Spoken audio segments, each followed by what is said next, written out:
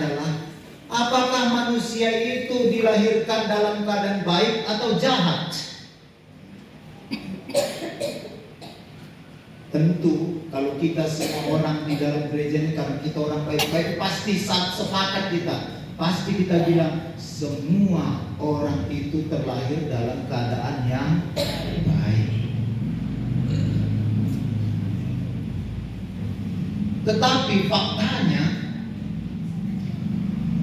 di dalam penelitian di sebuah universitas di Kyoto, seorang bayi ditunjukkan bagaimana ada korban kecelakaan, bagaimana pelaku kecelakaan, bagaimana orang yang menonton kecelakaan, dan peran ini dimainkan oleh boneka yang sama, pelaku, korban maupun penonton.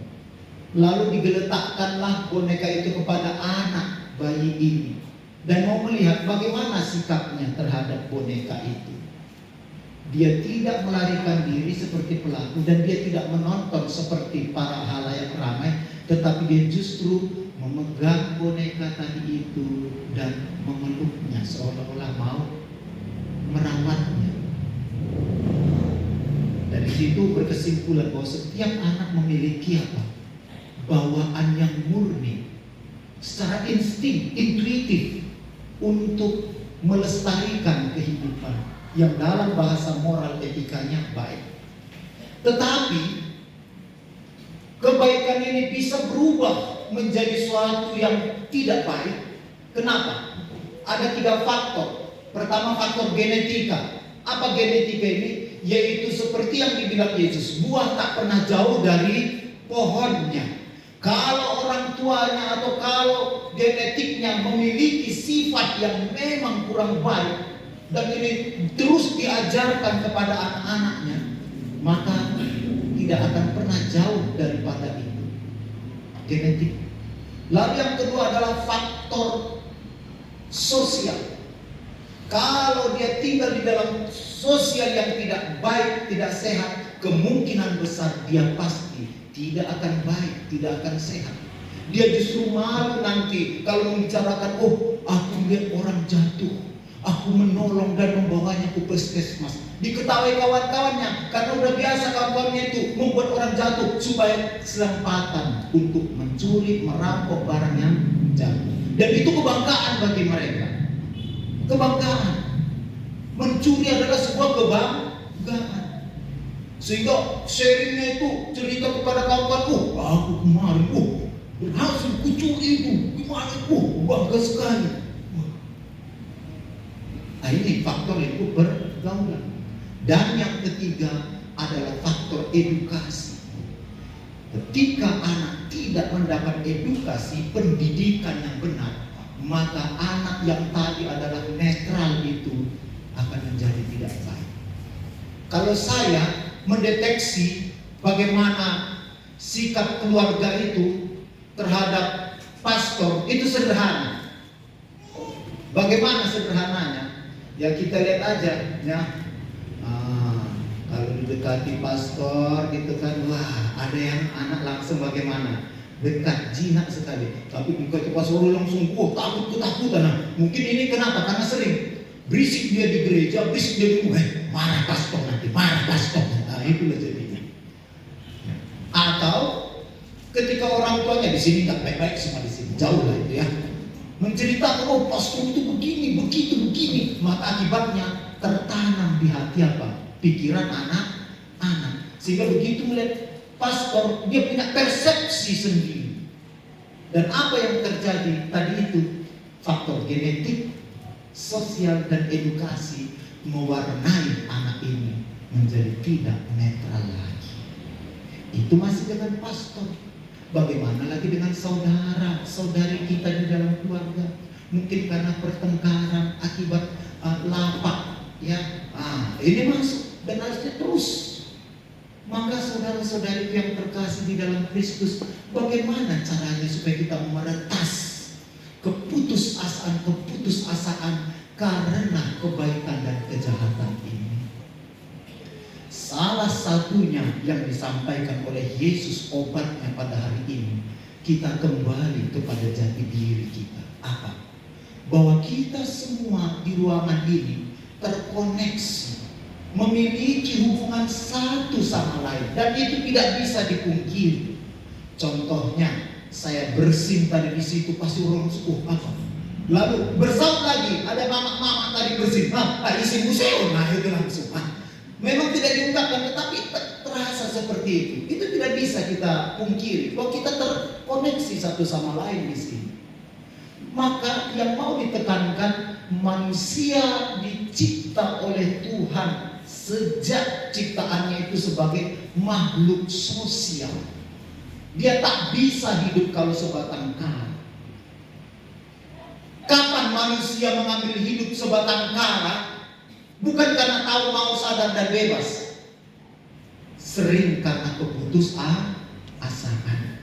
Contohnya, bermain-mainlah anak-anak kita di rumah. Biasalah siap mudah kalah dengan abang dan kakak-kakaknya. Apa yang terjadi? Mardandilah dia, kan?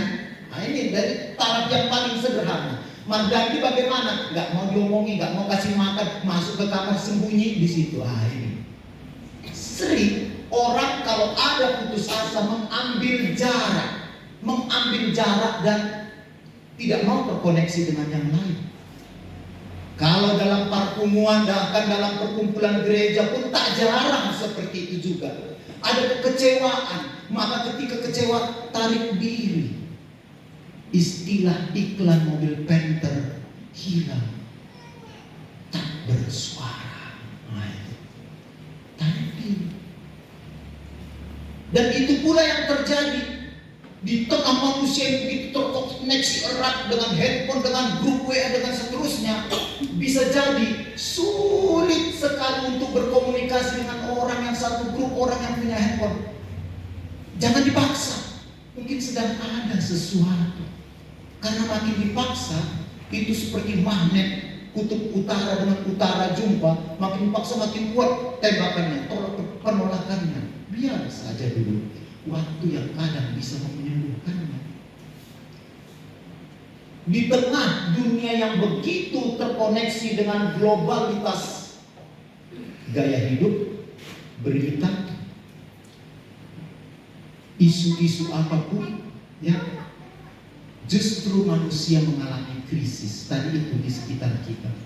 Kalau di Jepang, seperti renungan yang saya kirim di grup hari ini, ada namanya gerakan hikikomori. Hikikomori ini adalah banyak dialami oleh anak remaja di negara Jepang pada zaman ini, di mana mereka menarik diri dari semua hubungan dengan keluarganya, dengan teman, dengan sekolah, mengurung diri di kamar saja, mengurung diri, tidak mau berhubungan dengan siapapun. Sehingga ketika dia masuk di kamar seperti itu saja, dia merasa dirinya terbebaskan dari rasa sakit, dari rasa nyeri, dan juga dari rasa tersinggung dengan yang lain. Padahal yang terjadi, dia tak pernah tersembuhkan. Kenapa? Karena manusia hanya bisa tersembuhkan ketika dia kembali kepada jati dirinya makhluk sosial terkoneksi. Buktinya adalah hari ini saya mengambil bacaan Injil yang singkat. Kalau bacaan Injil yang panjang, kita lihat ketika Yesus turun dari perahu, banyak kali orang sekitarnya, tiba-tiba ada mama-mama yang memegang jubah Yesus. Karena kata mama-mama ini, seandainya aku pegang saja jubahnya, maka aku akan sembuh. Dia udah lama terkena penyakit pendarahan, dan begitu dipegang sembuh dia. Dan Yesus merasakan itu. Satu premis, si wanita sembuh karena menyentuh Yesus. Lalu yang kedua, mau melanjutkan perjalanan, anak si Yairus, pemimpin rumah ibadat, sudah dibilang dari pegawainya, udah mati anakmu katanya. Bayangkan, kalau yang pertama orang yang sakit memegang sembuh, sekarang orang ini udah mati anak ini. Dan kita tidak tahu bagaimana status imannya, apakah dia percaya pada Yesus atau tidak, karena dia dalam keadaan tidak sadar. Tetapi Yairus yang percaya kepada Yesus. Kepercayaannya inilah yang dia bawa kepada anaknya yang tidak tahu apa-apa ini. Dan Yesus kembali lagi menjawab dengan menyentuh anak itu. Talitaku, bangkit dia. Dari permenungan hari ini kita bisa melihat bahwa iman itu bukan hanya menyembuhkan diri kita, tetapi iman yang ada di dalam diri kita itu juga bisa menyembuhkan orang lain yang mungkin tidak sepercaya dengan kita, yang mungkin tidak memiliki kepercayaan kepada kita, tetapi membutuhkan kesaksian iman. Inilah saudara-saudari pencerahan pada hari ini. Jadi kalau kita bilang, oh kau nggak sembuh karena nggak beriman, bisa jadi, atau bisa jadi orang-orang di sekitarnya dibutuhkan untuk membawa orang ini kepada pengalaman akan iman dan dia disembuhkan. Karena iman memberi penyembuhan baik kepada kita yang percaya secara langsung kepada Tuhan ataupun orang lain yang tidak memiliki percaya secara langsung pada Tuhan, tetapi dibawakan kesaksian ini kepada dirinya dan sembuhlah anak yang sudah mati ini. Dan semua itu hanya bisa kalau orang itu tidak menarik diri, terbuka, karena manusia adalah makhluk sosial. Sehingga dalam kehidupan gereja pada tahun ini kita akan mengadakan sinode agung yang ketiga. Sinode itu artinya berjalan bersama, tidak sendiri, bersama. Hidup menggereja sejak awal adalah hidup berkomunitas, bersaksi. Maka tidak akan pernah Kristianitas itu hidup kalau dia hidup hanya untuk dirinya sendiri. Harus ada komunitas. Nah, di dalam sinode gereja Uskupan Sibolga tahun ini, kita akan dibawa untuk melihat masalah apa yang menjadi keprihatinan kita.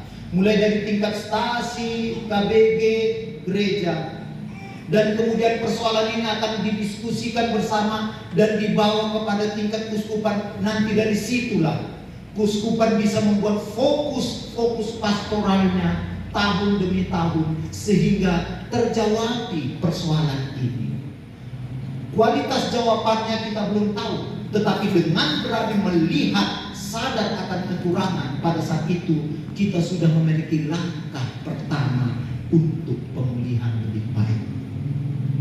Maka saudara-saudariku yang terkasih di dalam Kristus, semoga pencerahan pada hari ini membangkitkan kemauan kita untuk berani berkumpul, untuk berani berkomunitas di dalam KBG, di dalam keluarga, sehingga dampak pemulihan tadi itu sungguh nyata karena ada yang mau bersaksi tentang iman.